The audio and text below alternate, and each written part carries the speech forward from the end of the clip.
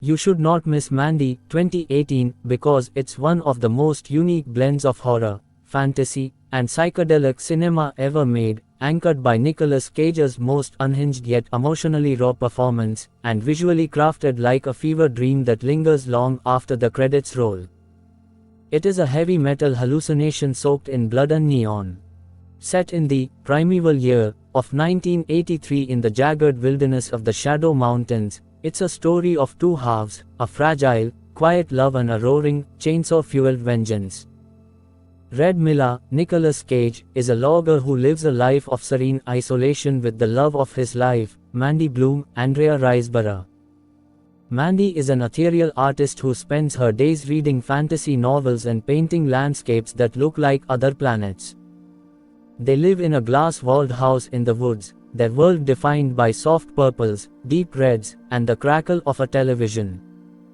But their peace is shattered when Mandy catches the eye of Jeremiah Sand, the leader of a pathetic, failed musician turned cult leader of the Children of the New Dawn.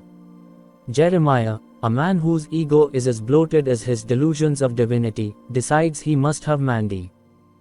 He summons a gang of demonic, leather-clad bikers, the Black Skulls, who look like Cenobites fueled by liquid LSD. They kidnap the couple, and in a scene of harrowing cruelty, Jeremiah tries to seduce Mandy with his holy music and presence. Mandy's response is not fear, but a mocking, hysterical laugh that strips Jeremiah of his dignity. Enraged, the cult leader burns Mandy alive in front of a bound and gagged Red.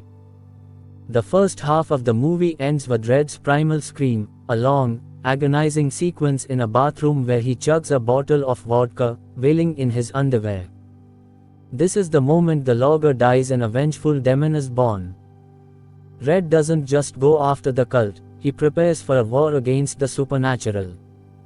He visits an old friend to retrieve a crossbow named the Reaper, and, in one of the film's most iconic moments, he literally forges his own weapon, a jagged, silver battle axe that looks like it was ripped from a heavy metal album cover. The second half of the film is a psychedelic blur of hyperviolence. Red hunts down the Black Skulls and the Children of the New Dawn one by one. The film's aesthetic shifts into a landscape of high-contrast blacks and searing magentas. The chemist is a mysterious figure living in the woods who provides Red with a hit of spiritual acid that heightens his senses to a terrifying degree. The chainsaw duel is a literal, my saw is bigger than yours, fight against a cultist that is as absurd as it is visceral.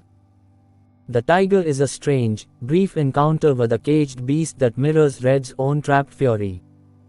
Red eventually infiltrates the cult's subterranean lair. He finds Jeremiah, who cowers and begs for his life, exposing the god as nothing more than a sniveling, small man. Red crushes Jeremiah's skull with his bare hands, a final act of desecration against the man who took his light. The film ends with Red driving away in his truck. His face is caked in layers of blood and grime, and as he looks into the passenger seat, he sees a vision of Mandy, smiling and beautiful. Behind him, the world is on fire. Ahead of him, there is nothing but the black void of the mountains and the haunting, synth-heavy score of the late Johan Johansson. Red has won, but he is no longer part of the human world. He has become a myth. So, Mandy is not just a movie, it's an experience. If you enjoy films that push boundaries, blend art with horror, and showcase Nicolas Cage at his most intense, this is a must-watch.